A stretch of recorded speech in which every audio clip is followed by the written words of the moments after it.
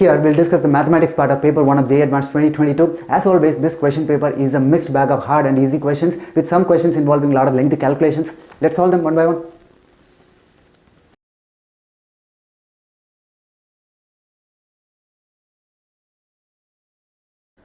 Here, an expression containing some inverse trigonometric functions is given. We have to find the value of this. Obviously, what do we do? So, we will convert all these functions in terms of one function, conveniently tan inverse. Let us convert this cos inverse in terms of tan inverse. Similarly, sin inverse can be converted into tan inverse. One inverse trigonometric function can be easily converted into another function, right? Using the triangle idea. See, here we have cos inverse of root 2 divided by root 2 plus pi squared. So, what do we do? So, the value inside cos inverse. So, that can be taken as cos theta. So, cos inverse cos theta. So, that can be simplified. So, let us assume that. So, this cos theta equals, so whatever is given, root 2 divided by root 2 plus pi square. Now, we have to find the value of tan theta, right, to convert this into tan inverse. So, cos theta is this. So, using the basic triangle idea. So, cos theta is this adjacent side divided by the hypotenuse. So, that is root 2. So, here it is root 2 plus pi square. So, using Pythagoras theorem, so we can complete this triangle. So, this square minus this, right? Okay, so that is pi. So, once the triangle is completed, now we can find any trigonometric ratio like sin theta, tan theta, whatever. So, what is the value of sin theta then? So, sin theta here is pi divided by root 2 plus pi square. So, if we want, we can also write the value of tan theta. So, that is pi divided by root 2. Now we've got all the values, cos theta, sin theta, tan theta. We can use it whenever required. Now, so first term becomes cos inverse of cos theta. Second term is sin inverse, some other expression given, but that is not an independent value. See here, if you multiply these two values, what do you get? Root 2 pi divided by 2 plus pi square. That is what is given, 2 times that. So that means the whatever is inside that sin inverse function, so that is 2 times this multiplied by this. So that is simply sin 2 theta, right? So what is the formula for sin 2 theta? So that is 2 sin theta cos theta. So that equals, so 2 multiplied by this product. So 2 root 2 pi divided by 2 plus pi square. So now this value is what is given here. So that means the question will become, so this is 3 by 2 cos inverse of, that is taken as cos theta, plus the next one is 1 by 4 sin inverse of, and that value inside, so that becomes sin 2 theta. Okay, and then the last one, so that is tan inverse of, okay, so that is root 2 by pi. So tan theta is pi by root 2. So the reciprocal of that, so that means it is cot theta. Okay, yes, see, theta lies in the first quadrant, so no problem with that, because so all these are positive, so theta lies in the first quadrant. So tan inverse or cos inverse cos theta can be written as simply theta, no problem with that. So tan inverse cot theta can be written as pi by 2 minus, right? So pi by 2 minus cot inverse cot theta, so that can be written as pi by 2 minus theta, so no problem with that. But what about 2 theta? Sin inverse sin 2 theta, is it equal to 2 theta always? No, it depends on the quadrant in which 2 theta lies, right? If 2 theta also lies in the first quadrant, so then we can directly write 2 theta if it exceeds pi by 2. So if 2 theta is more than pi by 2, so that means it is in second quadrant, because the principal domain, right, the range of sin inverse, so that is from minus pi by 2 to pi by 2. If it exceeds that range, you have to get it to that interval, right? Yes, what we have to do is we have to find the interval in which 2 theta lies. Okay, yes, let's see, tan theta is pi by root 2, right? Is it greater than or less than 1? Okay, pi is 3.1, this is root 2 1 point something, so this value is greater than 1. Tan theta is greater than 1, that means theta is greater than 45. Theta is greater than pi by 4. So that means 2 theta is greater than pi by 2. So that means this lies in the second quadrant. 2 theta lies in the second quadrant. So we can't directly write sin inverse sin 2 theta as 2 theta, right? So if it exceeds pi by 2, if it is in second quadrant, we have to bring it to the first quadrant. How to bring the second quadrant angle to the first quadrant? Pi minus that value, right? Pi minus, right? So pi minus 2 theta. So let us write these values here. So 3 by 2 cos inverse cos theta, so that can be written theta, no problem, and plus, so 1 by 4, and sin inverse of sin 2 theta, so that is in the second quadrant, so we can write it as pi minus 2 theta. Okay, plus tan inverse, so that is pi by 2 minus, right? So tan inverse is pi by 2 minus cot inverse cot theta, so that is theta. So let's simplify this further. Here we have 3 theta by 2, so here minus 2 theta by 4, so that means minus theta by 2. So here 3 theta by 2, so that is simply theta, right? So here minus theta, so theta gets cancelled. So we have here pi by 4 plus pi by 2, so that is 3 pi by 4. So this is the value of the given expression, right? So 3 pi by 4 is the answer. But we want the numerical value of this, substitute the value of pi, right? Approximately 3.14. So 3 multiplied by 3.14. So that is 9.42, right? Divided by 4. So if you do that division, so you will get the answer. So 9 points. So that means 2.355, right? So that's it. So this is the answer to the question.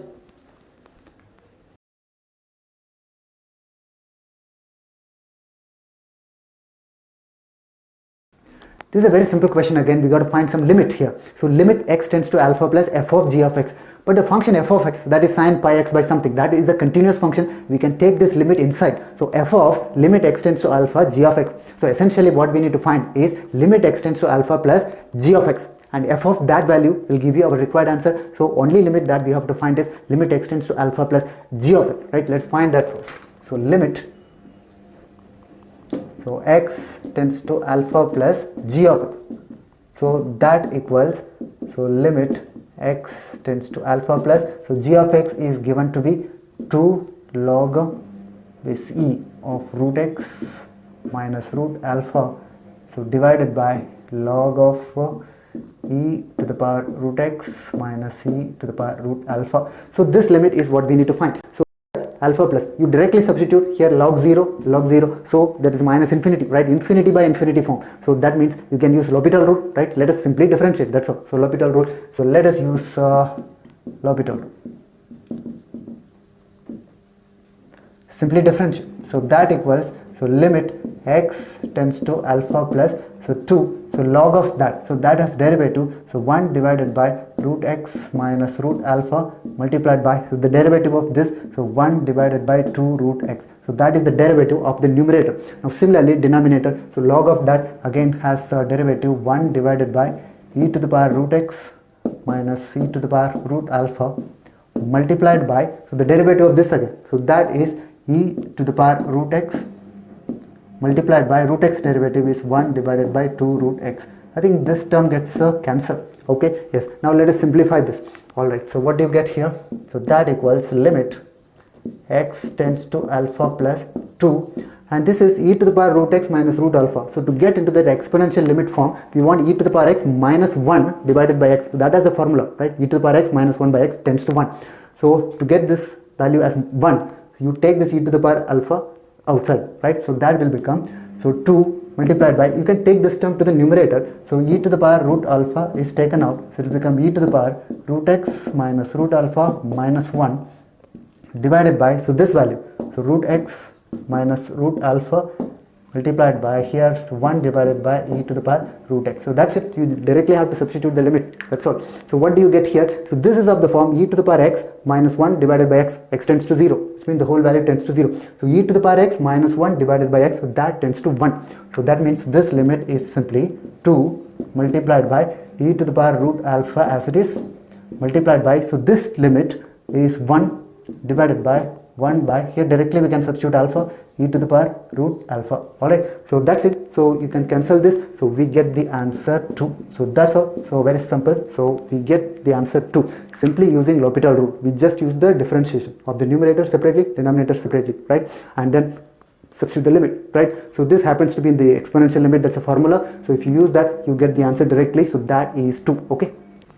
Now we have to find f of this value, right? So this is only limit x tends to alpha plus g of x. We have to find f of this value. So f of limit x tends to alpha plus g of x. So that has value f of 2. So f of 2 can be directly found. So that is sine of pi multiplied by 2 divided by 12. Okay, directly we can substitute. So that value is sine pi by 6. So sine pi by 6 is 1 by 2. So that has value 0.5. So that is the answer.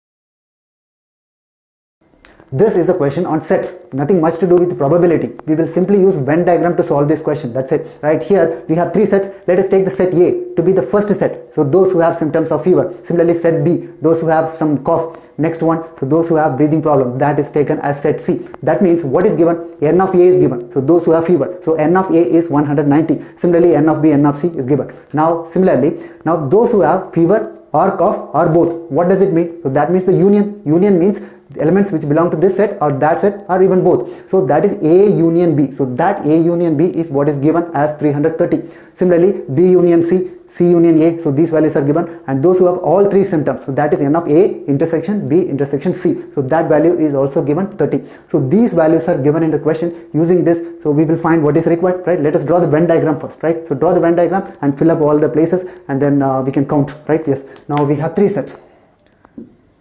So this is set A, set B, set C. Okay, so that is some universal set. Okay, yes, now we have all three. Okay, all three, that is 30, so that is here, but we don't know how many here, so we don't know, right? All these values, this total, the total A is given 190. All right, similarly total B is given, so but these values we don't know. So let us take these values to be, so X, Y, Z, right? So use variables. Now similarly these values, so that is taken as U, V, W. Okay, now outside we have some K.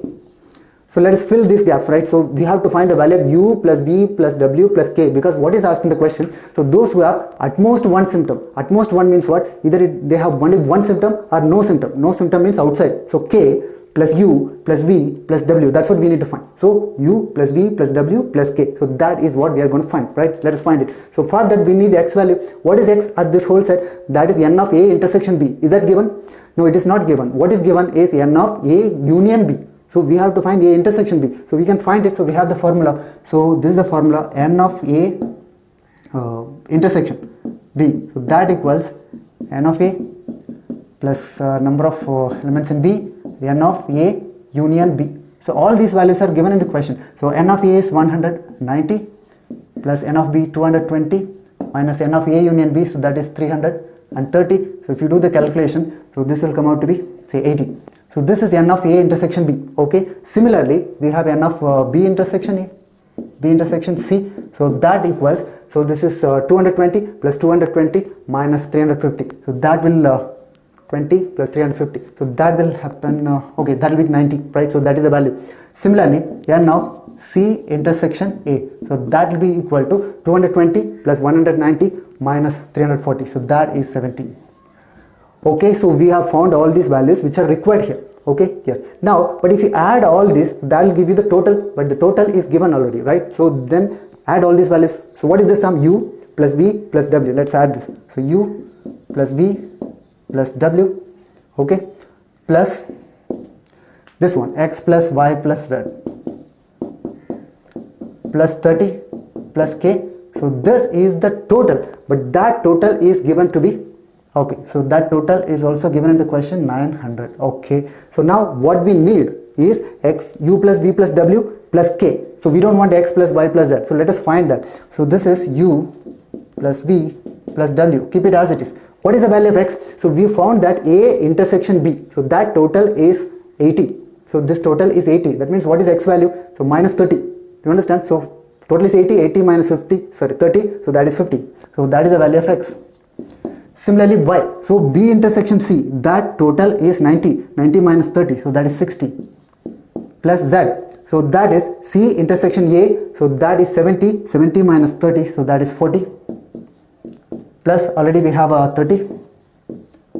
Plus K, so that equals, say, 900. So what we need is this value, U plus V plus W plus K. So that's what is required in the question. So that will be equal to, so this is 100, 150, 180, so that is 720. So 720 is our answer. So this is the number of people who have symptoms of at most one symptom, right? Like this U plus V plus W plus K. That's what is asked in the question. Now finally probability. So that is very simple. So probability is what? The number of favorable cases. That is 720 divided by the total. So the total is that's given in the question, 900. So 720 divided by 900. So that is 8 times, 8 divided by 10. 8 divided by 10 is 0.8. So that's also, that is the answer. So the probability is only this part. Up to this, it is purely a question on sets. Okay, so we use Venn diagram idea to get this answer, 720, and just divide by the total, we get the probability, right? So nothing more about probability here. So just a Venn diagram to get this answer, right? So 720 is the required number divided by the total. So that is 0.8. So that is the answer, right?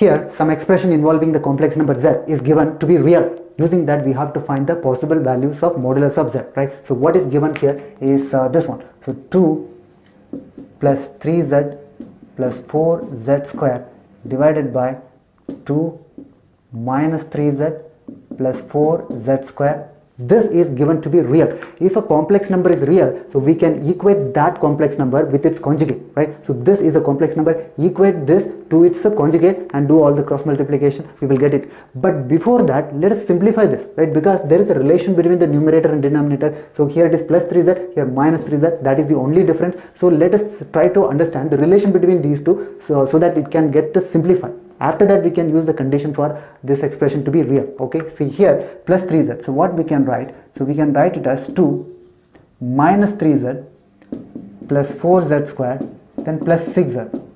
Okay, so divided by, so 2 minus 3z plus 4z square. Okay, yes. Now to make them equal, so you write minus 3z plus 6z. So that is plus 3z. So this divided by this, that is 1. 1 plus 6z divided by, so 2 minus 3z plus 4z square. Now again we can divide, so 6 multiplied by, if you divide numerator and denominator by z, so we'll get 6 multiplied by 1 divided by, this is 2 by z plus 4z minus 3. So this is real. So this whole thing is given to be real. See, 1 is already real, 6 is real, so all these are real. So this number should be real, right? Because if you take the reciprocal of a real number, so that will be a real number. So this whole expression should be a real number. Again this minus 3 is a real number. So essentially this part is a real number. So 2 by z plus 4z is a real number. So that's all. So this reduces to only this simple expression. So 2 by z plus 4z is the real number. Alright. So let us use the condition for this expression to be real number. So what is the condition here? So this is a real number. That means 2 by z plus 4z. So this number is equal to its conjugate. So what is its conjugate? So 2 by z bar, right, plus 4z conjugate, right? So this is the relation. Let's simplify this. So if you simplify this, so 2, if you take out, so 1 by z minus 1 by z bar. So z bar minus z divided by z bar. So if you group these two terms. Similarly, if you take 4 out, so it will become z bar minus z. So z is not a real number, right? So z is not a real number. That means z is not equal to z bar. So we can cancel that. So we'll get simply, so 2 is equal to 4z z bar. So that gives you z bar, right? That is the modulus of z square, right? So modulus of z square equal to, so this is 2 divided by 4, so that is 1 by 2, or you can say 0.5. So that's also, that is the answer, very simple. So a complex number is real, so that means that complex number equals its conjugate. So directly also we can do, right? You can equate this to its conjugate. What is its conjugate? 2 plus 3z bar plus 4z bar square. Like that we can simplify, but instead of that, so we can reduce it into only small terms, right? So like this, only this part is real, okay, this part. So for that part to be real, so that must be equal to its conjugate, cross multiply, you will get the answer, right? So that is the modulus of z square, that has value 0.5, okay.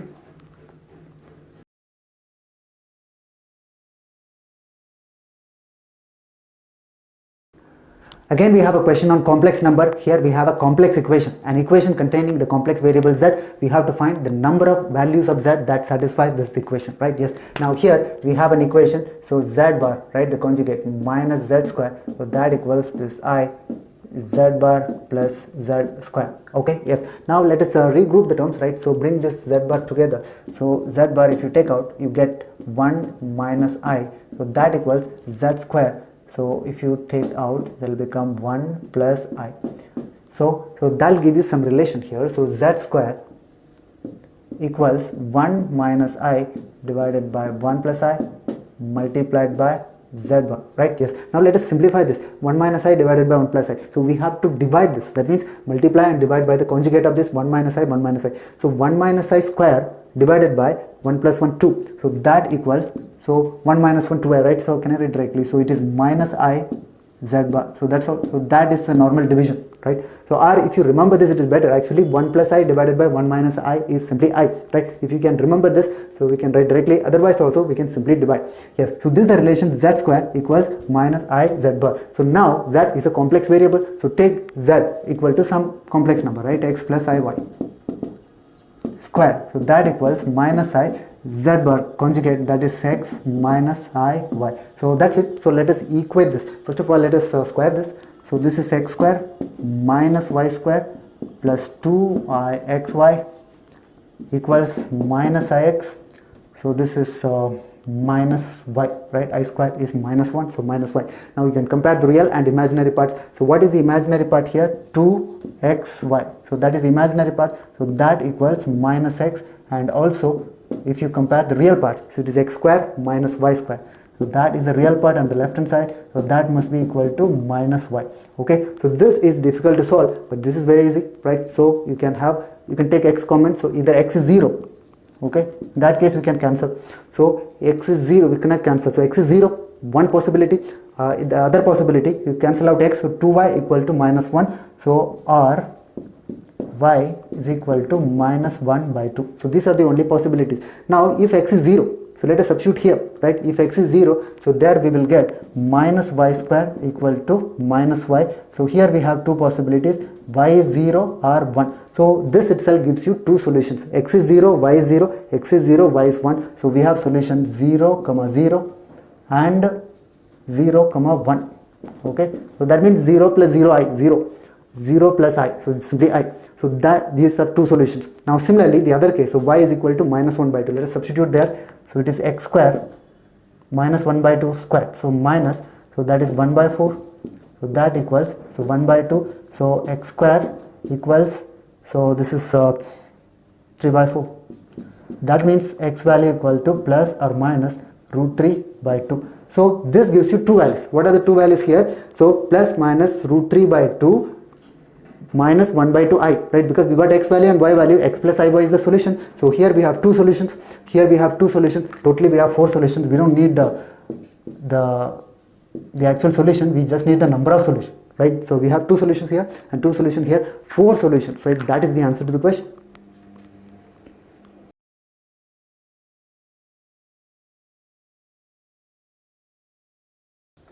So this is a question on sequence and series. Two arithmetic progressions are given, L1, L2, L3, etc. having common difference D1. Similarly, another arithmetic progression, W1, W2, etc. having common difference D2. Now, there is a rectangle having two sides as the terms of this arithmetic progression, right? So Li and Wi are the two sides of a rectangle. Now, what is the area? So area is given by Ai. So area is length multiplied by breadth. So that means Li multiplied by Wi, right? Yes. So this is what is given. Ai is the area.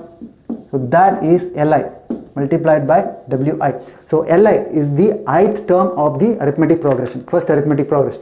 Wi is the ith term of the second AP. So now what we have to find, so it is given that A51 minus A50, so that is given to be 1000. So let us find, so A51 minus A50, so that is given to be 1000. Okay, yes, so this is given. Let us find A51, so that is L51 W51, yes, that's all. So L51 W51 minus L50 W50, so that equals 1000. Okay, now L51 is the 51st term of the first arithmetic progression, so that is same as first term plus 50 times D. So D is D1 here. Similarly for the second one, so that is W1 plus 50 D2 minus, similarly for this one, so that is L1 plus 49 D1 and W1 plus 49 D2, so that equals 1000. See, simply we are writing the 51st term of an AP, right? A plus n minus 1 D, so that formula we are using. Now let us simplify this, multiply this, L1 W1, so like that, so we have to do the multiplication, L1 W1. Here also we have L1 W1 first term, so that will get cancelled. So what else is left? So here, so L1 50 D2, right? That means L1 50 L1 D2. So here also we have L1 D2 49, 50 minus 49, right? I'm trying to write directly. So here 50 L1 D2. Here we have 49 L1 D2. So that means it is 1 times L1, 1 time L1 D2. Okay. Similarly, this multiplication 50 D1 W1. Here also we have 49 D1 W1. So 50 minus 49, that is also 1. So 1 time, so that is D1 W1. So next multiplication D1 D2.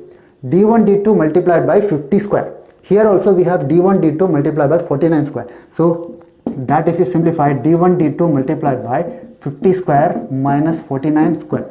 so that equals that value. Okay, yes. Now, so d1, d2 value is given in the question, I think, right? So the value of d1, d2 is given in the question, that is 10. So this we can simplify. So this is L1 d2 plus d1 w1 plus this is 10. Okay, so that is 10, and 50 square plus minus 40. So 50 minus 49, 1. 50 plus 49, so that is 99. That equals 1000. So that gives you some relation between these variables. So that is d1 w1, so that equals 1000 minus, so this is 990, so that is 10. So this is one equation, so we can use it later on. Now what we have to find is a 100 minus a 90. We have to do again the same calculation. So whatever we did, right, almost the same calculation. What is a 100? So that is L 100. So this is ai, right? So we know ai equals li wi. So a 100 is L 100 w 100 minus L 90 w 90. So L 100 is what? The 100th term of the AP, that is first term plus 99 times the common difference, and similarly for the second one. So w1 plus 99 d2 minus 90th term. So what is 90th term? First term plus 89d. Similarly here, so w1 plus 89d2. Let us do the multiplication here. So same calculation, see L1 w1. So minus of L1 w1, that gets cancelled. So the next term L1 d2. So 99 times L1 d2. Here also we have 89 times L1 d2. So 99 minus 89, so that is 10. So 10 times L1 d2. Similarly, let us do this multiple. 99 times d1 w1. Here also 89 times d1 w1. 99 minus 89, so that is 10. So 10 can be taken out. So plus w1 d1. Okay. Now next multiplication. Next this two. So 99 square d1 d2. So d1 d2 if you take out, so d1 d2 99 square minus here 89 square. Okay, so that's it. So this is 10 multiplied by this L1 d2 plus w1 d1. So that's what we found here. So that is 10. So that can be substituted here. So 10 plus d1 d2 is already given 10 multiplied by, so this is 99 square minus 89 square. So that calculation we have to do. So we can use a square minus b square again. So a plus b. So that is 188 multiplied by 99 minus 89. So that is 10. So that will give you, so if you take 10 times 10, so that is taken common out. So 100. Okay, so 100 multiplied by 1 plus 188. So that is equal to 189 multiplied by 100. Okay, that's it. So 18900. So that's it. So that is the answer. It's a very simple calculation. So not any complicated ideas we are using. Simply we are using nth term of an AP, right? So that's all. So the rest of the things simple calculation. So the answer here is 18900. Okay, yes.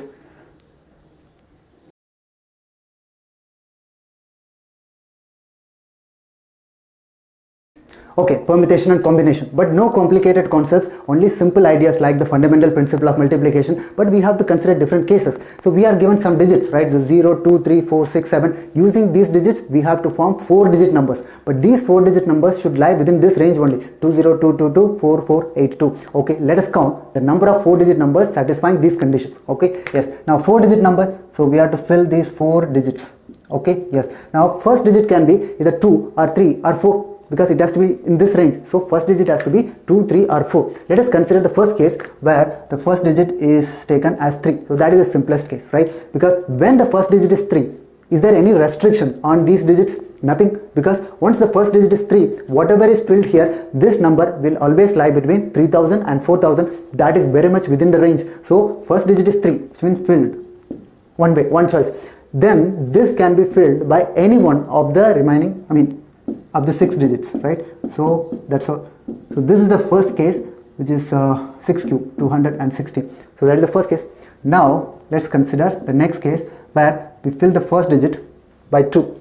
Then we have a restriction. We can't randomly select numbers here because this number has to be greater than 2022. So if this number is not 0, suppose this number is not 0, then whatever is filled here, like 2 or 3 or more than that, then here we can fill any number. So this number will definitely be greater than 2022. So if this number is not 0, then there is no restriction. This can be filled by 6 digits, so 1, it is not filled by 0, so that means remaining 5. So 5 multiplied by 6 multiplied by 6. See, if this number is 0, then only there is a problem. If this number is not 0, the minimum it has to be 2. So 2, 3 or anything, then this number will definitely be greater than 2022. So no restriction, any one of the given 6 digits. So that is equal to, so 5 multiplied by 36, right? So 180. Okay, that is that. But what if this number is 0?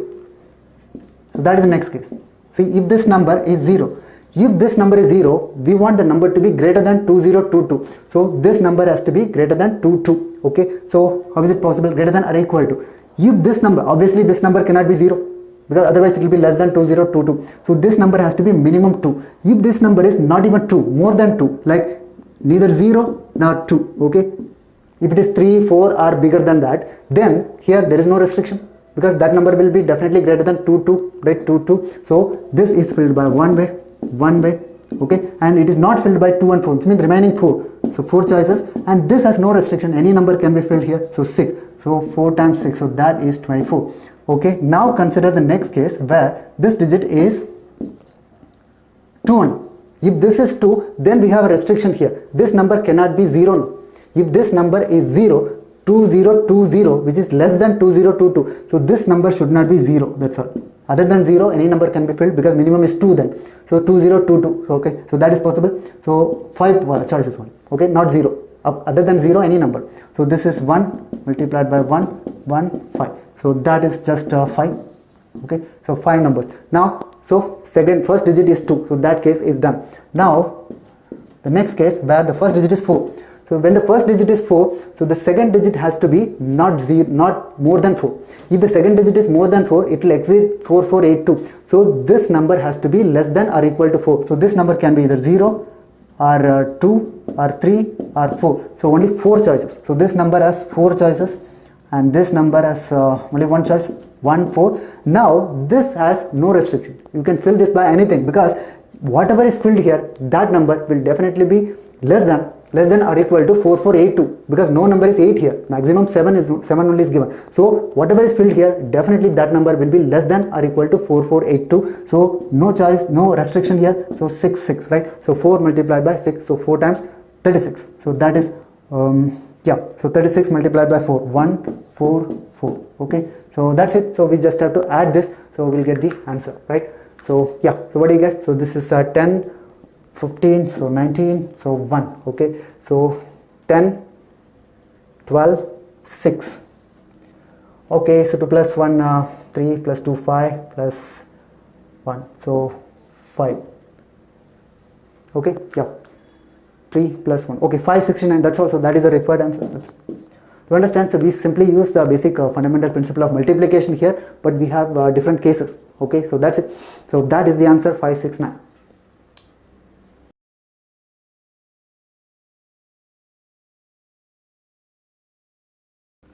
A triangle ABC is given. It is a right angle triangle, right? Because angle BAC is given to be pi by 2. So angle A is 90 degrees. So because it is a right angle triangle, we can consider the sides AB and AC to be along the coordinate axis. Okay, it's like this. See, consider this point A at origin, right? So A is at origin. Now AB and AC. Okay, and AB length is given, so 1 unit. So that means this point B is 1, 0, and this length is 3, so 0, 3. It's a right angle triangle. Okay, now so we've got the length, so 1 and 3. Now there is a circle which touches the sides AB and AC. So maybe the circle is like this, which touches the 2 sides, not all the 3 sides, only 2 sides. So it is a circle. Now this circle touches, so that means where is the center of the circle? Suppose the radius of the circle is R, so that is R. Now similarly, this is also R. That means the center of this circle is R, R. So R, R is the center of the circle, and radius is also R, right? So we found it. Now this circle also touches the circumcircle of the triangle. So the circumcircle of the triangle is like this. So that will pass through all the vertices, right? So circumcircle of the triangle. Okay, but what is the circumcircle? Circumcenter. The circumcircle has center. The center is the midpoint of the hypotenuse, right? For a circumcircle of a right angle triangle, the midpoint of the hypotenuse, so that is the So what is the midpoint? So 1 by 2, 3 by 2. So this is the center. Now what is the radius? So the radius of the circumcircle. So that is the half of the hypotenuse. So that is the diameter. So the hypotenuse is the diameter. So that means half of that. Half of square root of the distance. 1, 0, 0, 3. So 1 square plus 3 square. So that means it is root 10 divided by 2. So this is the center and radius of the circumcircle. Now what about the other circle, right? Incircle. Actually it is not incircle, right? Incircle touches all the three sides. Just for convenience I am taking the other circle to be incircle. I don't call it by any name. This is the other circle which has center r comma r. So center r comma r, and the radius here is also r. So we've got the center and radius of these two circles. Okay, now these two circles touch internally. So what is the condition for two circles to touch internally? The distance between the centers. So C1, C2, the distance between the centers. So that is the difference of the radii, right? So the difference of the radii. So that is r minus r. So this is the condition for the two circles to touch internally, right? So the distance between the centers. So that equal to the radius of the bigger circle minus radius of the smaller circle. So that is the distance. Okay, now let us find the distance. So these are the centers. So let us find distance using distance formula. So that is r minus 1 by 2, r minus 1 by 2 square plus similarly r minus 3 by 2 square. So that equals the radius of this circle. So that is root 10 by 2. Root 10 by 2 minus the radius of this circle. So that is r. So what we have to do? So we will square it and simplify to get the value of r. That's all. The only variable here is r. So that can be found using this equation. So if you simplify, so this is r square plus r square. So that is 2r square. Okay, so the next one. So this is r. That is 3r. So minus 4r. And this is 1 by 4 plus 9 by 4. So 1 by 4 plus 9 by 4. So that is 10 by 4. So that equals, so this square. So that is 10 divided by 4 plus r square and minus 2ab, which means root 10r. Okay, so let's simplify this. So 2r square, r square. So that is r square. Okay, so the next. And then 10 by 4 gets cancelled. Okay, so 10 by 4 cancels, right? Minus 4r minus, okay, plus root 10r. So that equals 0. 1r can be cancelled. So r equals, so what is the value? So this is 4 and minus root 10. So that is the value of r, right? So that is our required answer. So but you want to find the numerical value of this. So that has value 4 minus 3 point. So root 10 value is what? Approximately 3.16. Okay, so that is the value of root 10. So if you do the subtraction, so we will get the value. So 0.84 approximately. So that's all. So that is our required answer, 0.84. So that is the value of r, the radius of the required circle, right? Yes.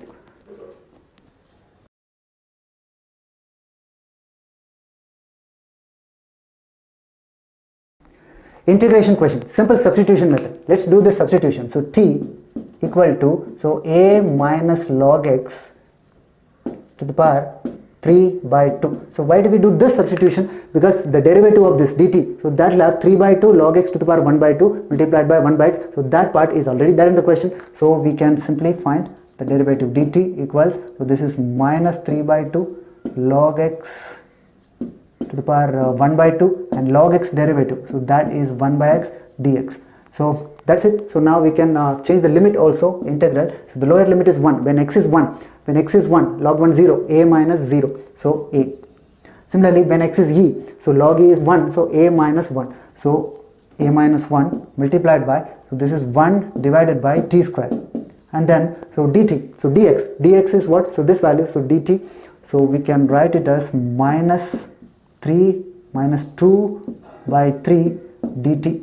So that's all. So this part is already there. Log x to the power half 1 by x dx is already there. So that is same as minus 2 by 3 dt. So we have to do the integration of this. That's it. So this is 2 by 3 minus 1 by t square. So that has integration simply 1 by t from a to a minus 1. So that is 2 by 3 multiplied by, so this is, okay, let's substitute this value. So 1 divided by a minus 1 minus 1 by a. So this limit is what is given as 1. Okay, this integration. So that is given as 1. So let us simplify this. So this is a minus 1, that is 1. So 2 by 3 multiplied by 1 divided by a square minus a. So that equals 1. So we'll get a square minus a is equal to 2 by 3. So we get a quadratic equation, right? So we have to solve this quadratic equation to get our required answer. So 3a square minus 3a minus 2 equal to 0. Let's solve this. So a equals 3 plus or minus square root of, so b square. So 9 plus 4 plus 24. So divided by 2a. So that is 6. So this is 3 plus or minus. So this is root 33 divided by 6. So that's also, these are the two values of a. So a has two values, but they are not integer, right? So they are irrational values. Two values of a we got, but they are irrational values. So this must be the answer.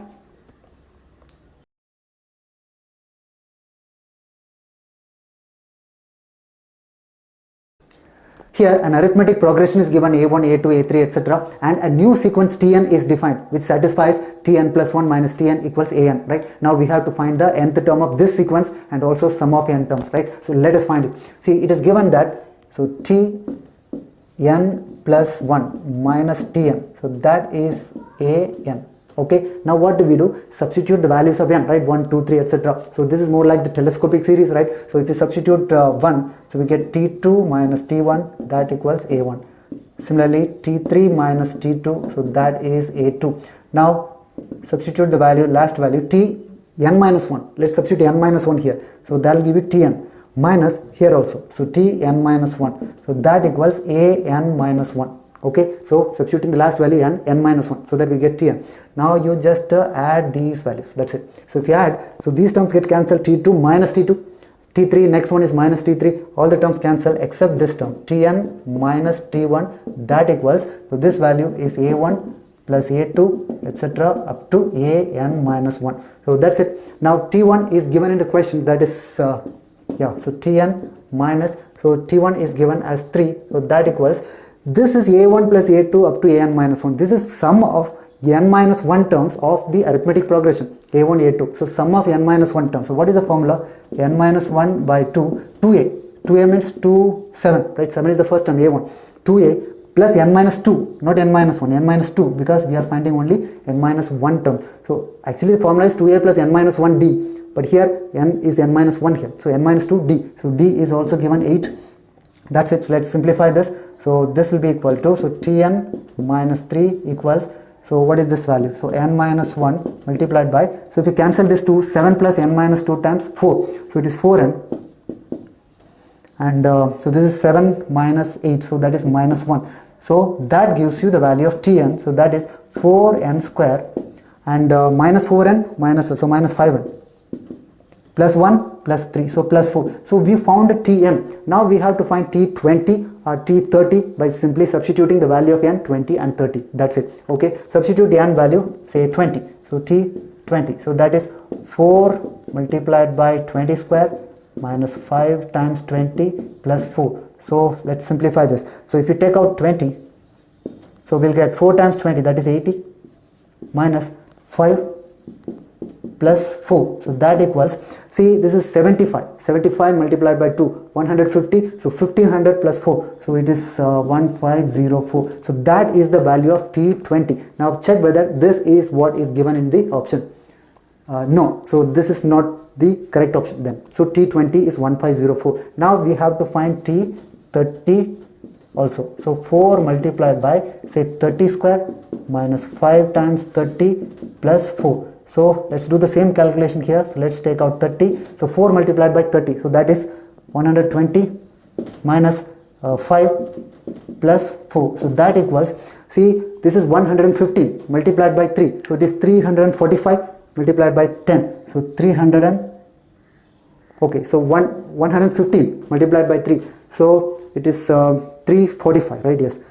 3450 plus 4, so 3454. So this is the value of t30. Check whether this is what is given.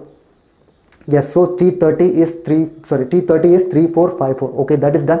Now we have to find the sum of 20 terms. This is tn, but we want to find the sum of 20 terms. So what do we have to do? Put the summation here. So how to find the summation? The summation n square minus 5 times summation n and summation 4. So that will give you sum of n terms of this sequence. So that is simply sum of tn, where n is from 1 to n itself. Okay, we have to take up to 20 and 30. I'm taking up to n, right, general case. So Tn. So you just apply summation here. 4 multiplied by sum of n square. What is that? Sum of squares of natural numbers. So that is the formula. So that is 4 multiplied by n plus 1, 2n plus 1 divided by 6. So that is the sum of squares of first n natural numbers. Okay, now similarly minus 5 times summation n. What is summation n? So that is n plus 1 divided by 2.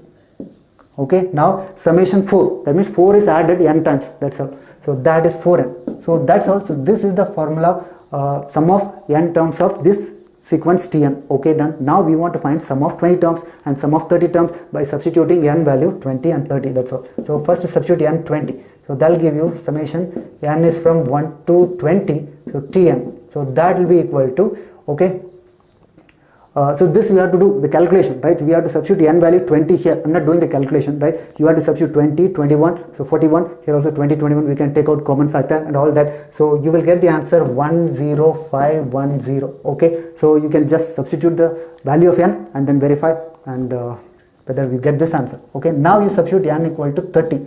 So we will get summation n is from 1 to 30 Tn. So that equal to 35615, right? I think so. This value you should get, right? By substituting n value 30 here, you should get this answer, and check whether these values are given in the option.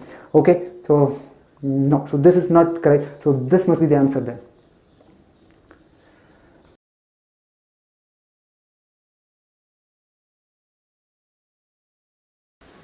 This is a question on three-dimensional geometry. It's a very time-consuming question because we have to verify each of these options one by one. See, there is a tetrahedron. So what is tetrahedron? So that is a three-dimensional figure with the 4 faces. Each face is a triangle, something like this. Now 2 of these faces are given by the planes given, right? So these planes represent 2 faces of the tetrahedron. Now we have to find the edge of the tetrahedron, not other faces, but which of the given lines can be an edge of the tetrahedron. Edge means the line, right? Now, yes, now it is very difficult to understand, right? So the geometry of this in 3 dimension, so we will take the cross section, something like 2 dimension. See, these are 2 lines of a triangle. Now, what can be the third side of the triangle? Any line can be the third side, right? So like this or this, so any line can be the third side, but there are conditions. If the third line is parallel to one of these lines, that will not form a triangle. So that means the third side of the triangle should not be parallel to any of these lines, okay? And if the third line is parallel to one of these lines, that line should coincide with one of these sides. Okay, so if it is simply parallel but not one among these lines, then it is not forming a triangle. Okay, now one more condition. If the third line passes through this vertex, then also it will not form a triangle. So 2 conditions. What are the 2 conditions? Our required line should not be parallel to these lines. If the line is parallel to one of these lines, then it should coincide with one of these lines. And also that line should not pass through the vertex. Okay, so these are the conditions. Same logic is applied here in this 3-dimensional figure also. See, 2 faces of the tetrahedron are given. Okay, now the edge, right, one edge should not be parallel to these 2 planes. If it is parallel to one of these planes, that will not form the edge of the tetrahedron. If the third line, if the edge is parallel to one of these planes, so that line should lie on the plane itself, one of the planes, right? Then it may form a tetrahedron, right? And one more condition, if the line does not lie on these planes, then it should not pass through the intersection of these 2 planes. If the line passes through the intersection of the common line, right, the planes intersect on a line, our line passes through this intersection, then that will not form the edge of a tetrahedron. So 2 conditions. What are the conditions? So the line, our required edge, should not be parallel to these planes. If it is parallel to these planes, that should completely lie on one of these planes, right? And also, if it does not lie on the plane, then it should not pass through the intersection of these 2 planes. So these are the conditions we have to verify for each of these options, right? I'm not going to do that. I will just do one of the options only because I know the answer already. I've solved it already, so I will directly go to the option. But when you're solving it for the first time, you have to go through each of these options. You have to do the same calculation for all the options, right? So one by one. So let us take the option C. Okay, so this is the line given. So x by minus 2 equals y minus 4 by 5 equal to z by 4. So this is the line given. Okay, now let us verify whether this line is parallel to the planes or it lies on the plane, one of the planes. So that's what we have to verify. Okay, how to check whether a line lies on a plane or not? So this is the condition. So there is a plane, there is a line. The normal to the plane is perpendicular to the line, right? What is the normal? The coefficients, right? A, B, C. So A, L, B, M, C, N. So that product, right, dot product is 0. This is the condition for the line to be parallel to the plane. So let us verify that for this line. Okay, yes. Now let us verify. So the first line, see the first plane we take 10, 15, 12, right? These are the coefficients. That means the components of the normal. So now take dot product with this. Now if it is 0, it may be parallel, right? Yes, let us see. So minus 2 multiplied by 10 plus 5 times 15 plus 4 multiplied by 12. Is it 0? This is 20. Okay, so this is not 0. So this is not 0. That means this plane, this line is not parallel to the plane. Now similarly, we will verify that for the second plane also, right? So let us take the dot product here again. Minus 2, 5, 4, dot product with minus 2, 5, 4. So that means minus 2 multiplied by minus 2, 5 multiplied by, 5 multiplied by 5 plus 4 multiplied by 4. See, obviously this is not 0, which means this line is not parallel to any of these planes. So first condition is verified. So this line may be an edge of the tetrahedron. Okay, possible. But the intersection of this line should not pass through the intersection of these two planes, right? So that also we have to verify. So how to verify that? So you take a general point. Okay, equate this to lambda, we get a general point. So that general point should not lie on both the planes at the same time for the same value of lambda. So this line should not lie on the intersection, which means it should not be a common point. But so what is a particular point on the line? So that point itself will work here. I think 0, 0, 4, 0, right? That is a point on the line. So this point on the line 0, 4, 0, 4, 0. So does this point lie on the first line? Let us check. So does this point lie on the first plane? So 10 multiplied by 0 and 15 times 4 and then 12 times 0 minus 60. So that is 0, which means this point on this line lies on the first plane. Does it lie on the second plane also? Let us verify. So that is minus 2 multiplied by 0 and 5 multiplied by 4 plus 4 multiplied by 0 minus 20. Is it equal to 0? So 20 minus 20. This is also 0. So that means our line, this line passes through the intersection of these two planes. That means that will not form an edge of the tetrahedron. So this line does not satisfy. So this is not an edge. You understand? So that means, so this is not the correct option. So you have to do the same calculation for all the given lines in the all the 4 options. You understand? I have just done for one of these options. You have to do it for all the 3 options. Okay. So just do the same calculation and verify whether you get this answer.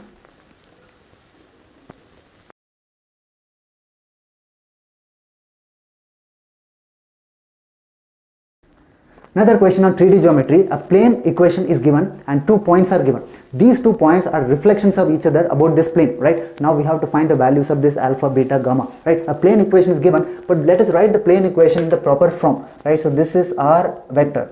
So that equals, so t and p are the parameters. So let us rewrite this as say k cap plus, if you take t out, it will become minus I cap plus j cap. Okay, and then plus if you take out p, so that will become minus I cap plus k cap.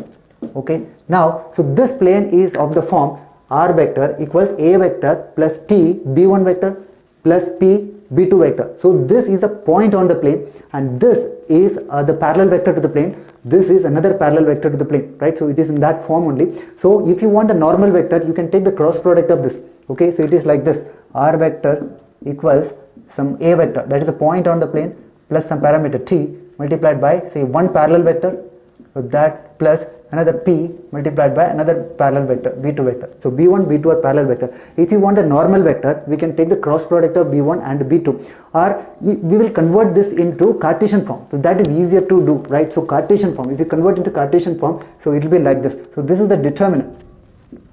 Okay, so determinant equal to 0. So the point here is this a vector. So that means 0, 0, 1, k cap, that is 0, 0, 1. So which means x minus 0, y minus 0, z minus 1.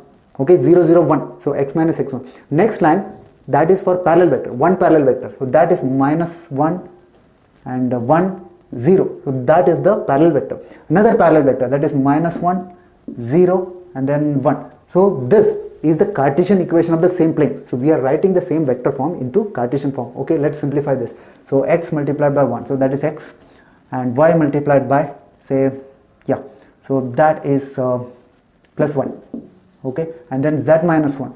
So this is 1 multiplied by 0. So plus z minus 1 equal to 0. So that's also, this is the equation of the required plane. Now 2 points are given, they are reflections of each other. Now let us find let us use the formula for the mirror image, right? Image of a point about a plane. So what is the formula? So that is x minus, the point here is 10. Okay, 10, 15, 20. So x minus 10 divided by this coefficient, that is 1. So that equals y minus 15 divided by this coefficient 1 again. So that equals z minus 20 divided by this coefficient 1. So that equals minus 2 times. Now we have to substitute the point in this equation of the plane. So what do you get? 10 plus 15. So that is 25. 25 plus 20, 45 minus 1. So that is 44 divided by a square plus b square plus c square. So that is 3. So that's all. So this will give you our required x, y, z, that is the reflection. So that is given as alpha, beta, gamma. So let's simplify to get the value of this one. Okay, so x minus 10 equals minus 88 divided by 3. So that will give you the value of x. So x equal to, so that reflection is what is denoted by alpha, right? So alpha is the x coordinate of the mirror image, right? The point, the reflection point. So alpha equals 10 minus, so that is 88 divided by 3. So that will give you, so yeah, minus 58 divided by 3. So that's it. That is the value of alpha. And y. So y is the y coordinate that is given to be beta. So beta equals, so this one 15 minus 88 divided by 3. So that equals 88 minus 45. So that is, yeah, 38, 43. So divided by 3. Similarly, the z value, so that is gamma. So that equals, so 20, this 20 minus 88 divided by 3. So that equals, so this is 60. So minus 28 divided by 3. So we got the value of alpha, beta and gamma. Now we have to just substitute in the given options, right? And whichever satisfies, that is the answer. I'm not doing the calculation. So we got the value of alpha, beta, gamma. Now we have to see which of these options satisfies this condition, right? That's all. Substitute the values of alpha and beta and gamma and verify which of these options satisfies the condition.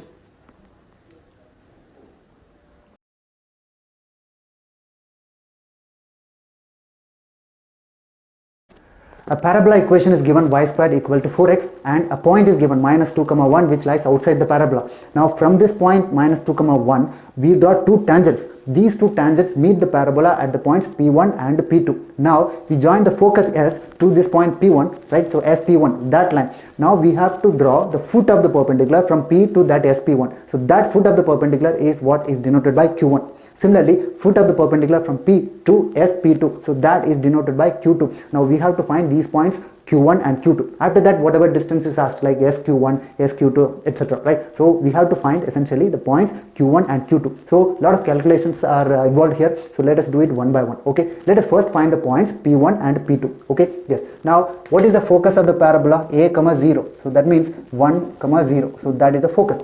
And the point P is given in the question, so that is minus 2, 1. Okay, so these two are given. Now we have to find the point P1 and P2, point of contact. Let us take the point P1 to be at square, 2at. That is any point on the parabola, right? But a is 1, so t square, 2t. So t square, 2t is the point P1. So we will find t. What is the equation of tangent at the point t? So that is this formula, right? So this is the tangent. So the tangent at t is yt equal to x plus at square. So that is the tangent at the point t. This tangent passes through the point minus 2, 1. Right? We'll take this to be our required tangent. So this tangent passes through this point minus 2, 1. That satisfies this equation. So substitute here. So y is 1. So that is t equal to minus 2 plus, and a is 1. So t square.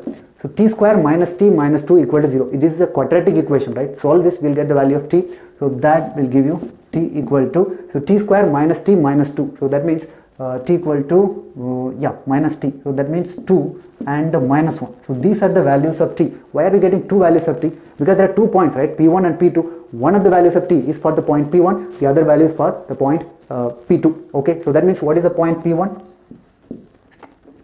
So P1 is at square at 2t square, 2t. So t square is 4. And 2t, so 2 times 2, that is also 4.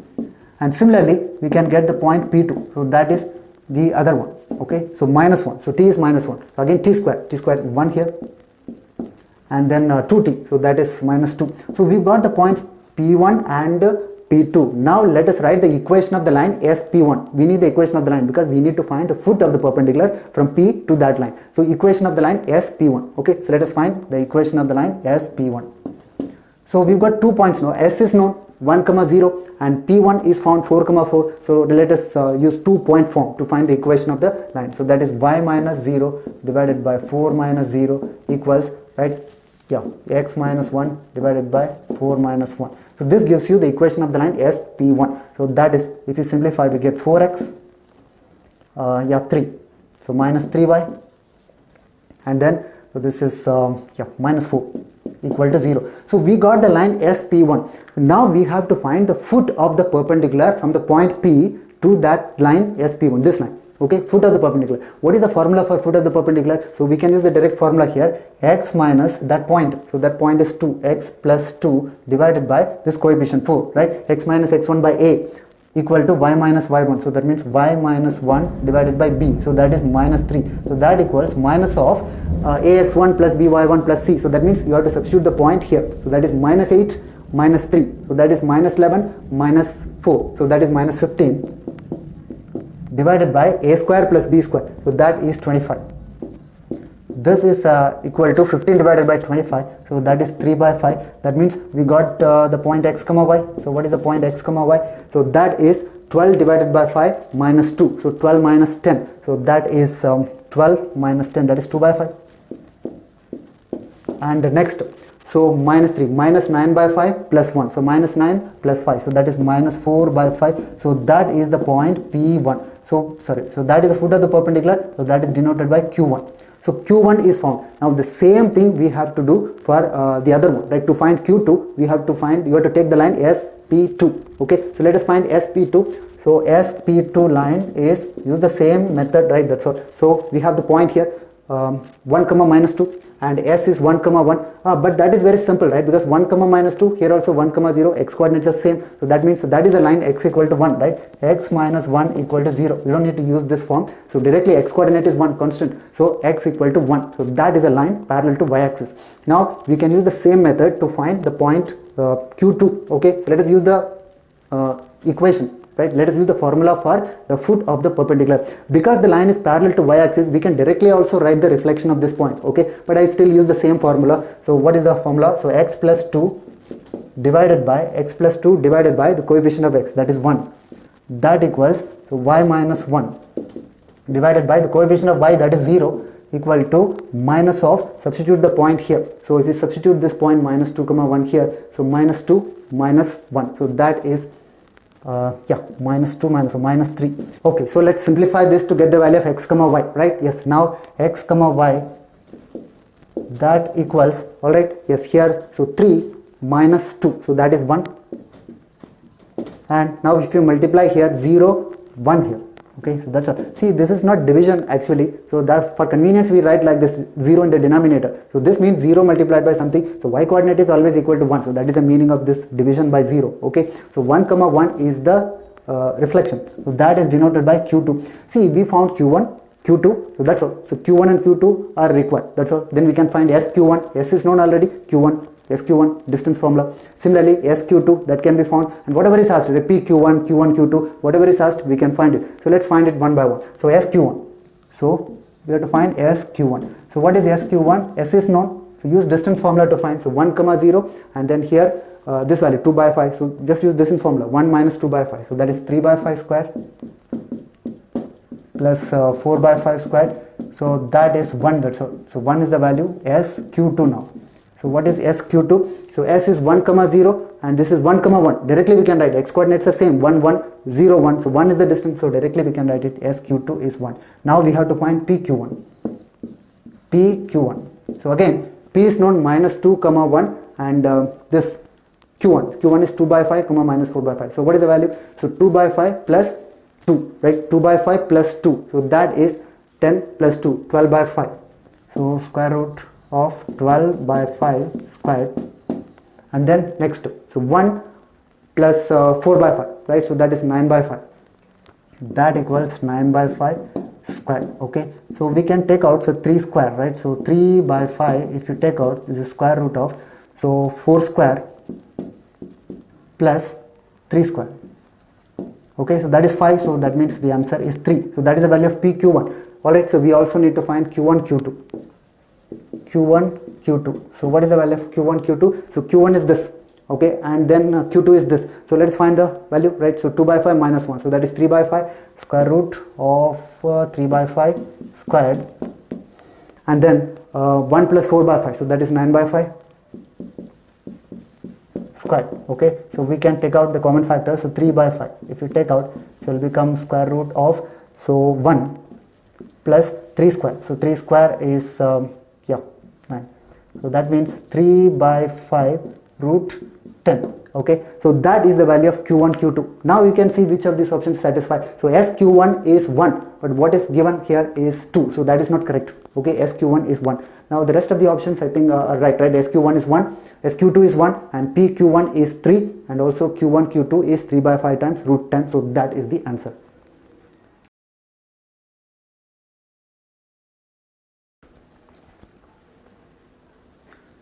Okay, so a function f of theta is given in terms of two determinants. We have to find the value of the determinant to find the function f of theta.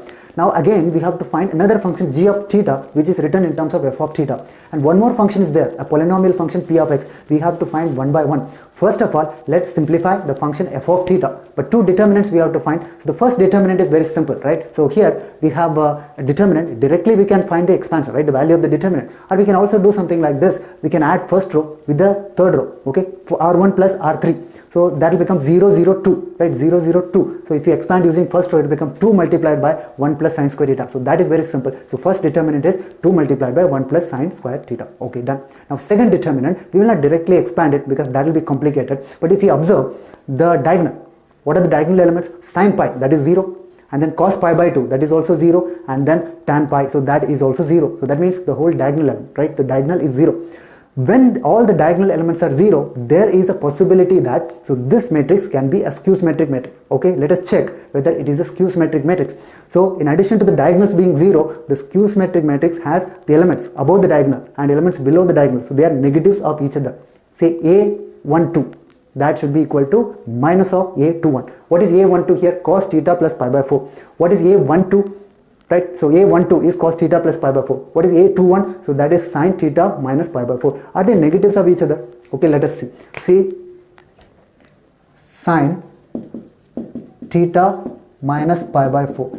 Is it equal to cos pi by 2? So sin x can be written as cos of cos of pi by 2 plus cos of pi by 2 plus, right, second quadrant we have to write minus cos of 90 plus theta is minus sin theta.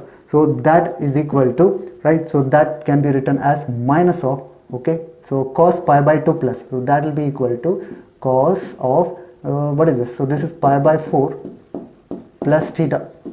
So this is the element A21, okay, A21. So this is minus of A12. So these two elements are negatives of each other. Similarly, we can verify the other elements also, A31 and A13. So they are negatives of each other. So this is a skew symmetric matrix.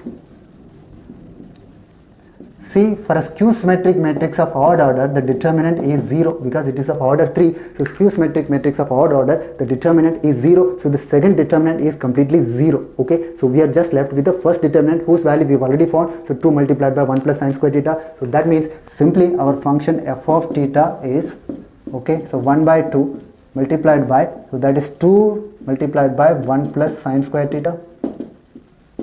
Okay, and the second determinant is 0. So that means, so we are getting the value 1 plus sine square theta. So that's it. So we have simplified f of theta. Now we have to find g of theta. Okay, so what is g of theta? So g of theta is given as f of square root of f of theta minus 1. So that means square root of f of theta minus 1. That means sine square theta plus square root of f of pi by 2 minus theta. So what is f of pi by 2? Sine of pi by 2 minus theta. That is cos theta, right? So cos square theta. So this will become square root of sine square theta. This is modulus of sine theta plus modulus of cos theta. See, this modulus is not required because anyway it is in first quadrant. So now we will find the maximum value of this. So what is the maximum value of this expression? So that is, see, sin theta plus cos theta. So that has maximum value root 2. And similarly, the minimum value is, see here, so the minimum value here is 1, right? So at pi by 2 or at 0, it has minimum value. At 0, so this value is cos 0, 1, okay? Similarly, this is 0. So either at 0 or pi by 2, the minimum value is 1. So 1 and root 2 are the minimum and maximum values.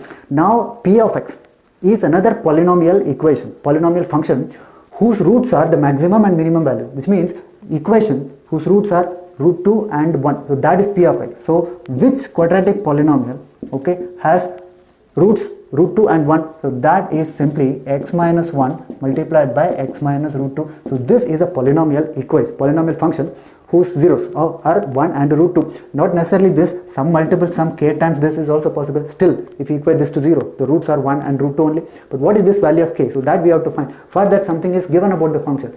See, it is given that f of 0 is equal to 2 minus root 2, right? P of 2 is 2 minus root 2. So let us substitute x value 2. So x equal to 2. So p of 2. So p of 2 is 2 minus root 2.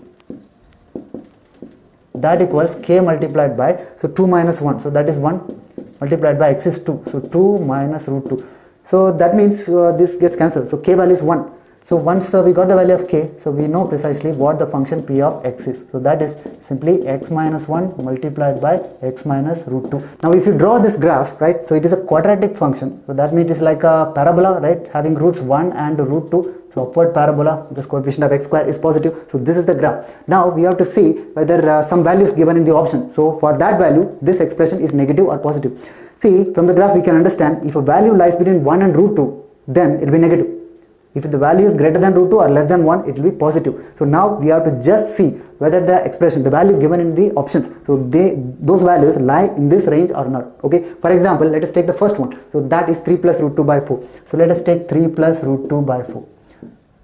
So what is this value? Root 2 is approximately 1.4. So 3 plus 1.4. So that is 4.4 divided by 4. So that is approximately 1.1. 1.1 lies in this range, right? So 1.1 is between these two values. That means for that value, the function p of x is negative. So p of that implies p of that value, 3 plus root 2 divided by 4. That value is negative.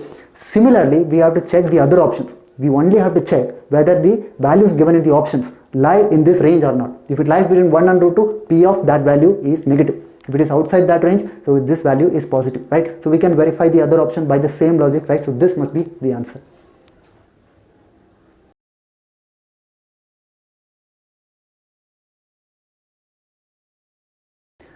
Here some trigonometric equations are given. Let's find the solutions of these equations one by one, right? So the first equation given here is this one, cos x plus sin x equals 1, right? So the moment you see an equation of this form, cos x plus or minus sin x, so obviously what do? So multiply and divide by root 2.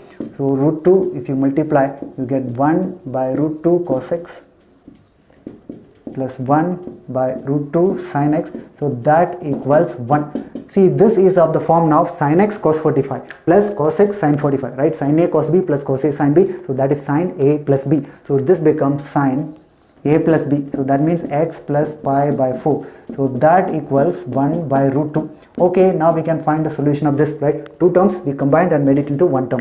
Now to find a solution, you can either write the general solution and find the possible values of n for which the solution lies in that range given, or I'm writing the particular solutions only. See, because the range is given already, x plus pi by 4. So that equals sin theta is 1 by root 2. So first quadrant pi by 4. Second quadrant pi minus pi by 4. So pi minus pi by 4 is 3 pi by 4. Again no solution the third or fourth quadrant. So again first quadrant only 2 pi plus. So 2 pi plus pi by 4. So that is 9 pi by 4. Okay, many more solutions, but we only need the solution in that range. And the negative value, right? Negative value. So minus pi minus. So minus pi pi by 4. So that is minus 5 pi by 4. So minus 7 pi by 4, right? So like that solutions are there. So let us simplify this with 0 and 3 pi by 4 minus pi by 4, 2 pi by 4, pi by 2, and 9 minus 1, so 8 pi by 4, so 2 pi, and similarly here minus 6 pi by 4, so minus 3 pi by 2, and then So minus 8 pi, so minus 2 pi. So we can keep writing solutions, but not all the solutions lie within that range. So now we need the solution only in the interval minus 2 pi by 3 to plus 2 pi by 3. So these values don't satisfy the condition. So no, only two solutions. That's all. So we have only two solutions within that range, right? Two solutions. That's all. So that is the answer to the first question. Only two solutions. Okay. Now similarly, the next equation. So the next equation is root 3 tan x equal to 1. So let's find tan x, tan 3x. Okay, so tan 3x equal to 1 by root 3. Okay, so this can be directly written, right? Tan 3x equal to 1 by root 3. So let us write the values directly. Okay, so 3x equal to 1 by root 3. So that means 30 degrees, right? Pi by 6. And the next solution will be in the third quadrant, pi plus pi by 6. So that is 7 pi by 6. And now again in the first quadrant, so 2 pi plus pi by 6. So 13 pi by 6. Now we write the negative values. So negative value. Okay, so negative value. So that is again in the second quadrant, minus pi plus pi by 6. What is minus pi plus pi by 6? So that is minus 5 pi by 6. Okay, again in the first quadrant, so minus 2 pi minus 2 pi minus. So that is minus 9 pi by 6. Okay, so many more values. So if you simplify this, so we are getting x value pi by 18, and then 7 pi by 18, and then 13 pi by 18. You need not write all these values, okay, because not all these values lie within that range, but the range given here is, see, it lies only between minus 5 pi by 18 to 5 pi by 18, maximum 5 pi by 18. So which means even 7 pi by 18 is not there in our list. Okay, yeah. And negative values again minus 2 pi by minus 5 pi by 18. So this value we can take. Okay, sorry, this is 18. So minus 5 pi by 18, so that value can be taken. So these two are the required values. Okay, so these are not our solutions. So that's all. So again we have two solutions. Similarly, we can solve the other equations also by the same logic, right? We can solve the other equations also, but I don't think it is required, right? So we have this option. So first one has two solutions, that means P. Second one also has two solutions, so that is again P. So that means the only one option that satisfies this equation is this. That's all. So that is our required answer. But if you want, we can do the other questions also by the same method, but it is not required for this question because only one option that satisfies our conditions is this.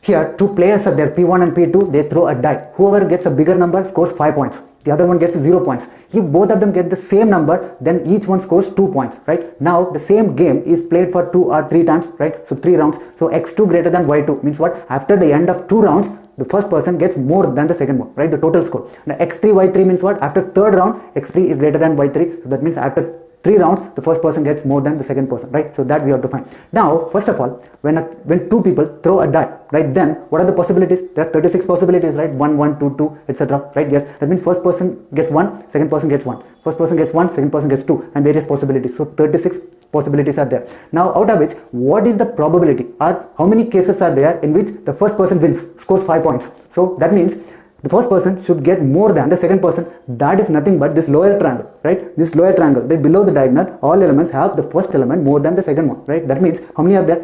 Totally 15. So 15 out of 36. So the probability is 15 by 36 or 5 divided by 12. So 5 by 12 is the probability that the first person, okay, wins. Wins means for scores 5 points. Now what is the probability that the second person wins? So that is the above the diagonal, right? So that means, so that also same probability, 5 by 12. So the probability that the score is 5, 0. So then 5 by 12 is the probability. Similarly 0, 5. What is the probability? That also has probability 5 by 12. Now what is the probability that they both get the same number? So that means diagonal 1, 1, 2, 2, 3, 3, etc. So 6 elements are there. 6 divided by 36. So that means 1 by 6 is the probability when they score 2, 2. Both get the same point 2, right? That's all. So these are the probabilities for one round only. For one round, these are the probabilities for one person to win or the other person to win or both of them get the same point. But we have to consider 2 rounds or 3 rounds, x2, x3. That means 2 rounds, 3 rounds. Let us do it one by one. Okay, yes. Now here, let us denote this by this one. First round. What are the possible scores? The person, say P1 and P2. Say P1 scores 5 points, P2 scores 0 point. That is one possibility. If this person scores 5, the other one must get 0. Or it may be 0, 5. Or it may be 2, 2. If both of them get the same number, so the score will be 2, 2. So this is for round 1. What about round 2? Same possibility, right? I am writing again for convenience. Okay. So just to avoid all the confusion, I am writing again. So it is 5, 0, 0, 5 and then 2, 2. Similarly, round 3 may also be required. Round P1, P2. So P1 scores 5 points and 0 here. Yeah. So these are the possibilities. So now we have to calculate the first one, probability that x2 is greater than or equal to y2. That means after two rounds, okay, the total score of x2, P1, so that is greater than or equal to the next person. Okay, let us calculate. First of all, let me calculate this one. What is the probability that x2 equal to y2? So that means what? After two rounds, the total score of the first person, total score of the second person, so they are equal, right? So what is the probability? What are the cases? Tell me. The first round, he may score 5-0. The next round, what is the score? It has to be 0-5. Only then they will be equal. The total score will be 5, 5. 5-0, 0-5. So total is 5, 5. One possibility. Is there any other possibility? 0-5, 5-0. That is one possibility. Total score is again 5, 5. Or it may be 2-2, 2-2. Right? So that is also one possibility. These are the only 3 combinations. But totally how many combinations are there? 9 combinations, right? 5-0, 5-0, 5-0, 0-5, 5-0, 2-2. 3 combinations plus. So 9 combinations are there totally. But out of this 9 combinations, we only need these 3 combinations. You understand? For these scores to be equal. Okay? Let us write these cases. So the first one, so that equals, so I'm writing the cases, so 5, 0, 0, 5. So that is one possibility, 5, 0, 0, 5. Or next one, 0, 5, 5, 0. That is one possibility. The next one, 2, 2, 2, 2, 2. Adding all the probabilities, right? These are different cases, right? Mutually exclusive cases.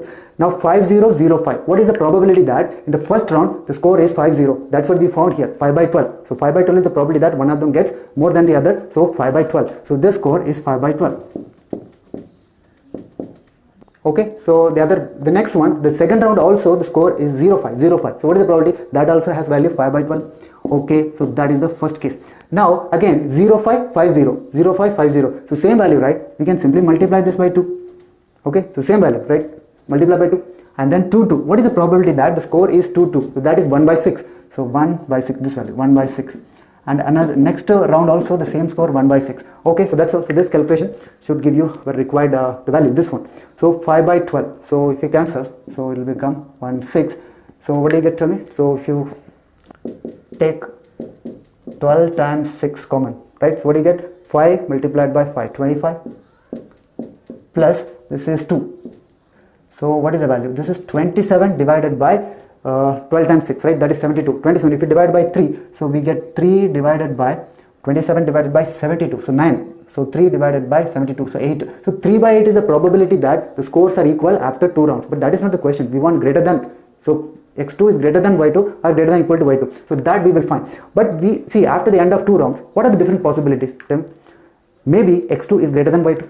Or x2 is less than y2, or x2 is equal to y2. So these are the only 3 possibilities. Understand? So only 3 possibilities are these only. This means these are mutually exclusive and exhaustive cases, right? So if you add all the probabilities, probability that x2 is greater than y2, probability that x2 is less than y2, and probability that x2 is equal to y2, x2 is equal to y2. So this total probability must be equal to 1, right? These are the only possibilities and they are mutually exclusive. So total probability is 1. But x2 greater than y2 or y2 greater than x2, both are same, right? The probability, right? This probability and this probability, because x2 or y2, right? Both of them have the equal preference, right? So x2 greater than y2, y2 greater than x2, they have the same probability. So instead of this, we can write 2 times the probability that x2 greater than y2. Because of symmetry, right? Both are of same nature. So equal probability. So 2 times.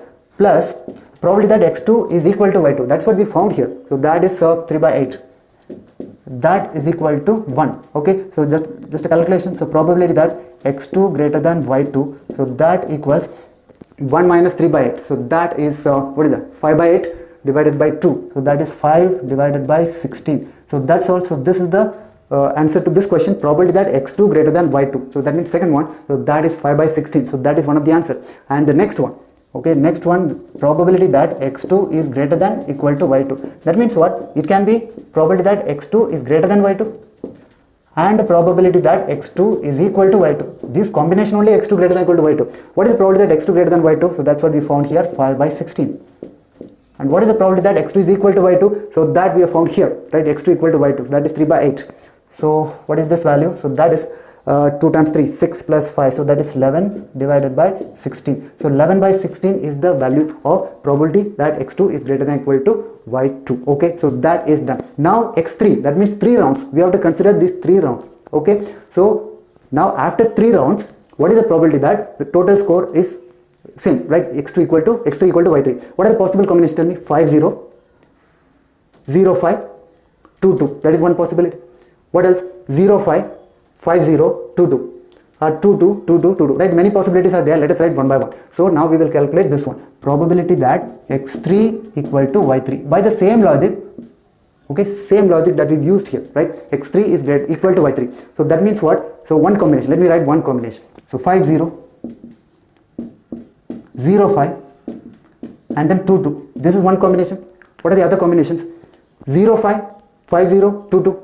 2 2, 0 5, 5 0. Many combinations are there, but we are not going to write all the combinations because that is simple arrangement of this, right? We can even arrange this. It can be arranged, right? Like 5 0, 0 5, 2 2, 2 2, 0 5, 5 0. Right? Many combinations. How many ways we can arrange these 3 objects? 3 factorial. So you write the probability of this one thing, multiply by 3 factorial. That's all, right? And not only this, there is one more case. Here 2 2, 2 2, 2 2. That is also there, right? So all equal, right? So 2 2, all are equal. 2 2 again. 2 2. Okay, yes. Now let us calculate this. What is the probability that the score is 5 0? That is 5 by 12. Again the score is 0 5. So that has probability 5 by 12 again. And this is 1 by 6. And this thing should be arranged now. That means multiply this by 3 objects can be arranged in 3 factorial ways. Plus this is 1 by 6 multiplied by 1 by 6. Again multiplied by 1 by 6. So that's all. Just a calculation we have to do. Okay, so what do you do? So we can take the common factor, right? 6 6 6, right? So that is okay, so 12 multiplied by 12 multiplied by 6, so that is taken as a common factor. So what is that? 5 times 6, so that's 25 times 6, so that is 150, plus so 2 multiplied by 2, so that is 4, so it is 154 divided by 12 times 6. So what can you cancel here? I think 3 can be cancelled here, right? So it is 3, so not 3, sorry, 2. So this will become 77 divided by 2. If you cancel, it will become 36 multiplied by 12. Okay, yes, or 144 multiplied by 3. So that is 432. Okay, so that's all. So this is one of the answers. Probability that x3 is equal to y3. Now we have to find probability that x3 is greater than y3. So we have to use the same logic, right? x3 greater than y3. So same logic. What is that? So these are the two possibilities. 2 times probability that x3 greater than y3. Why 2? Because x3 greater than y3 or y3 greater than x3 both have the same probability. So we are adding 2 times. Okay, yes. Plus probability that x3 equal to y3. Probability that x3 equal to y3. This will give you the total probability, which is 1. So this is what we have to find. So the probability that x3 greater than y3. Okay, 2 times that.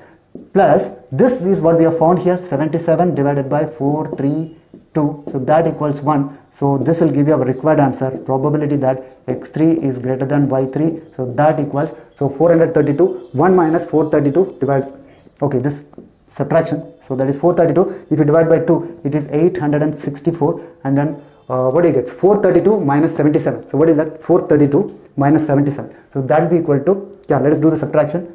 355. Okay. So 355. Let us check. So this is one of the answers, right? Probability that x3 greater than y3. See, this is one of the methods of doing this. Instead of finding this, instead of doing this by the subtraction method, so we can directly also consider all the cases. What are all the cases, right? x2 greater than y2, which means 5 0, 5 0, 5 0. That is one case. Like that, all the cases can be considered. But this seems to be easier, right? Only 3 cases. So we can subtract from the remaining cases. So this is the required answer. So 5 by 16, 11 by 16, and then 77 by 432, 355 divided by 864, right? So that is the answer.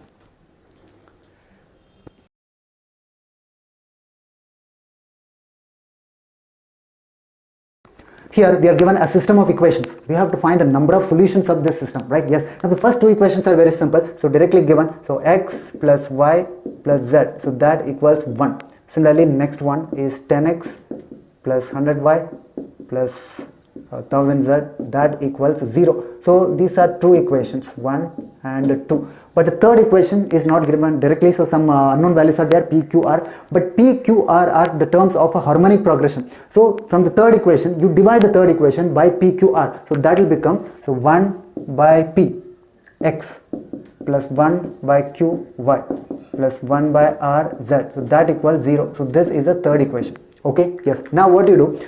This 1 by p, 1 by q, 1 by r in arithmetic progression, because p, q, r are in harmonic progression. That means the reciprocals are in arithmetic progression. So this is the 10th term. 1 by p is the 10th term. What is the formula for 10th term? So that is okay, a plus 9d x.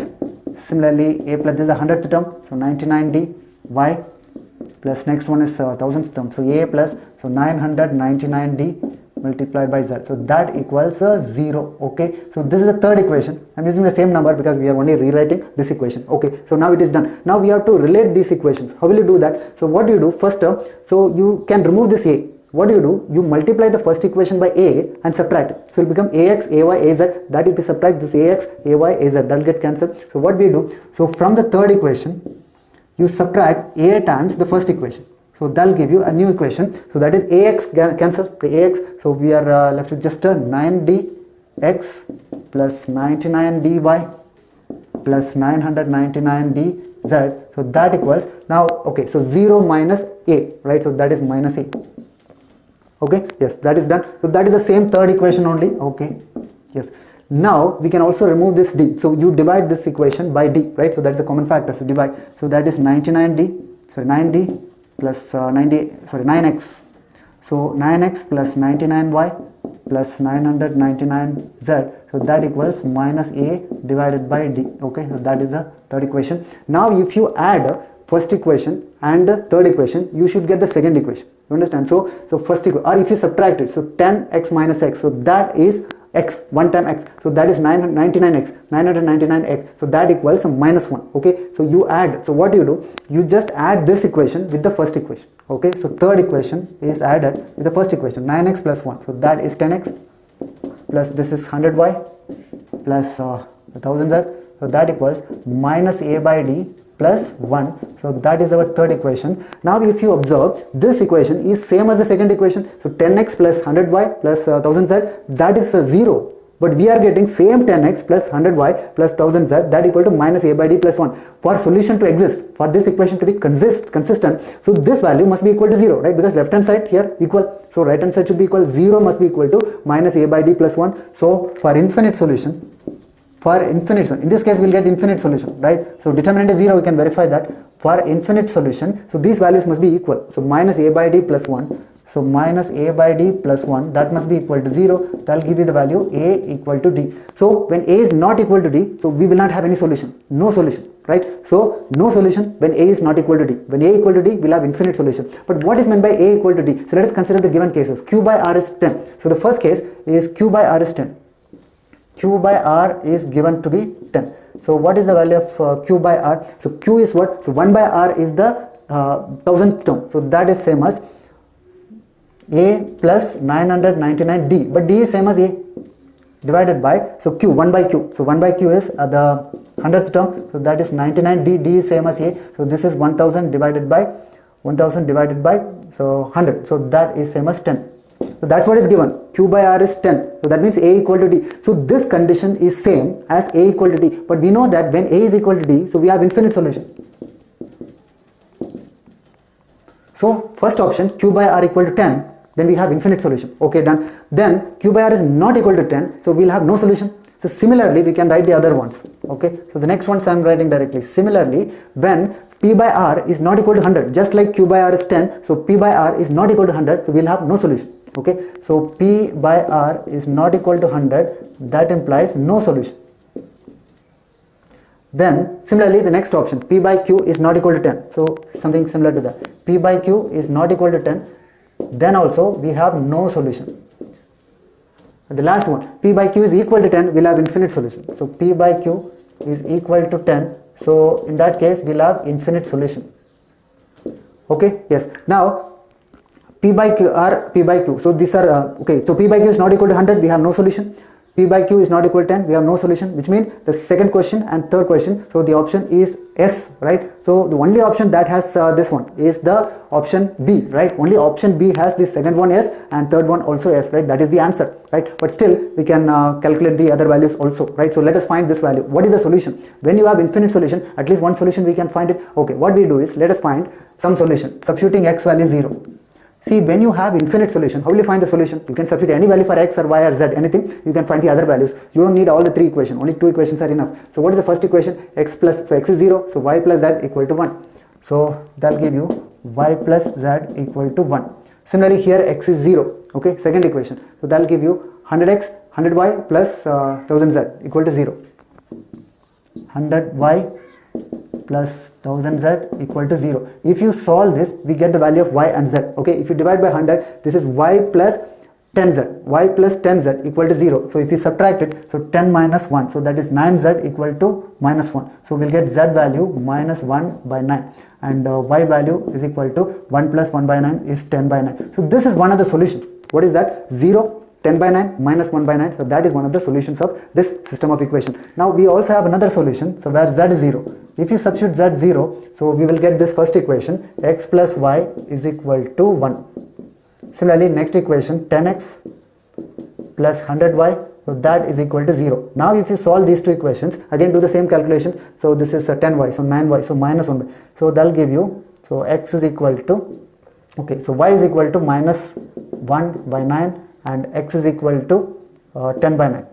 So this is also one solution, but both the solutions are given here in the option, which means multiple option. Okay, so now we have to see which is the best solution here, right? Whatever is given. So obviously we've already understood that the option B is the answer, right? So that means this both are solutions, both P and Q satisfy, but whichever is given that you have to select. You understand? So this is P, this is Q. Both P and Q satisfy this first condition. Okay, for the first question, Q by R is equal to 10. So P and Q both satisfy the condition, and also there are infinite solution. Even R satisfies. Okay, so P, Q and R all are correct. But whichever is given here, so Q is only given, so that we have to select. Okay, done. Similarly, P by R is not equal to 100. For the second question, that is straightforward, right? No solution. That's no other option. Only one option satisfies. No solution. Similarly, P by Q is not equal to 10. Again, no solution. Okay, no problem with that. When P by Q is equal to 10, then we have infinite solution, which means option R satisfies, and also P and Q. P and Q also satisfy, because so these are the solutions, right? When you have infinite solutions, these values satisfy this. Okay, so that means anyway, so the option B is the correct answer. Okay.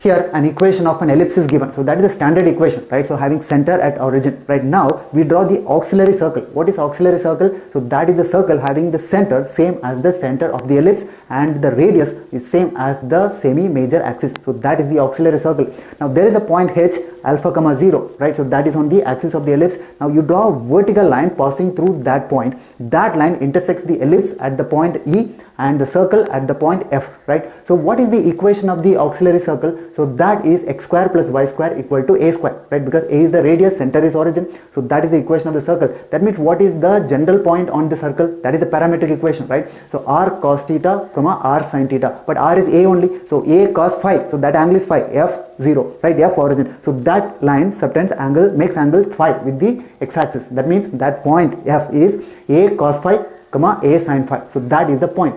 Then what is the point E? So E is directly below that. So that is a cos phi comma b sin phi. So that is the parametric equation of ellipse, right? A cos phi comma b sin phi. So we got the point E. Okay, so now we've got the point F and E. Now we have to draw a tangent at the point E, right? So we draw tangent at the point, and that tangent intersects the x-axis at the point G. Now we have to find the area of this triangle, right? F, H, G. So let us find it one by one. First of all, what is the point F?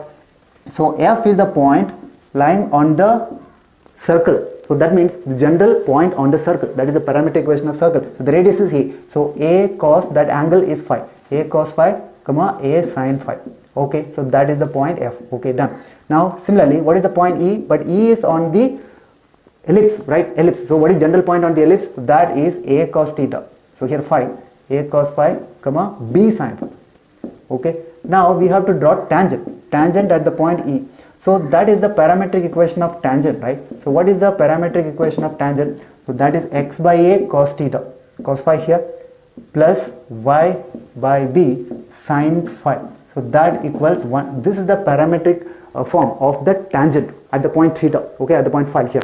Now this tangent intersects x-axis at the point G. So let us find the coordinates of G, okay. So that point G is on x-axis. That means the y coordinate is 0. Y coordinate is 0, so equate y to 0. Then we will get x value a divided by cos phi, okay, or a sec phi. So we got the point G. Now we have got the point H, G, and here we have to find the area of the triangle. That triangle is a right angle triangle, so it is very easy to find the area. So half base height. So what is the base? So x coordinate of G minus the x coordinate of H, right? So x coordinate of H is alpha, but that alpha is same as a cos theta, right? But all these points H, E and F, so they are on the same line, same vertical line. That means x coordinates will be same. So what is x coordinate of H? So that is a cos theta. So you just subtract, I mean cos phi. So you just subtract. So the area of that triangle, so area of that triangle equal to half base length. Base length is, so that point G has x coordinate a sec phi. So a sec phi minus the x coordinate of the point H. So that is just alpha. So that is this point a cos phi multiplied by the height of the triangle. So what is the height? So that is the y coordinate of the point F. So that is a sine phi. That's all. So that is a sine phi. But a value is also known, right? The equation of ellipse is x square by a square. So a square is 4. So a value is 2. So we can substitute the value of a to be 2. So 1, 2 can be cancelled here. So this is 2 multiplied by sec phi minus cos phi multiplied by sine phi. So that's all. So this is our required area. Now we have to find the area for some particular cases. Like the first case, we have phi equal to pi by 4. So if phi equal to pi by 4, in that case what is the value of area? So 2 multiplied by, so sec pi by 4, so that is root 2 minus and cos pi by 4, so that is 1 by root 2, and sin pi by 4 is 1 by root 2 again. So this value is equal to 2 minus 1, 1. So this is 2 multiplied by 2. So that's all. 1 is the area in the first case where the angle phi is pi by 4. Similarly, we have to find the other cases, right? So pi by 3. So phi is equal to pi by 3. In that case, what is the area? So it is 2 multiplied by pi by 3. So sec pi by 3. So that is equal to sec 60, that is 2 minus cos of that. So 1 by 2 and sin 60. So that is root 3 by 2.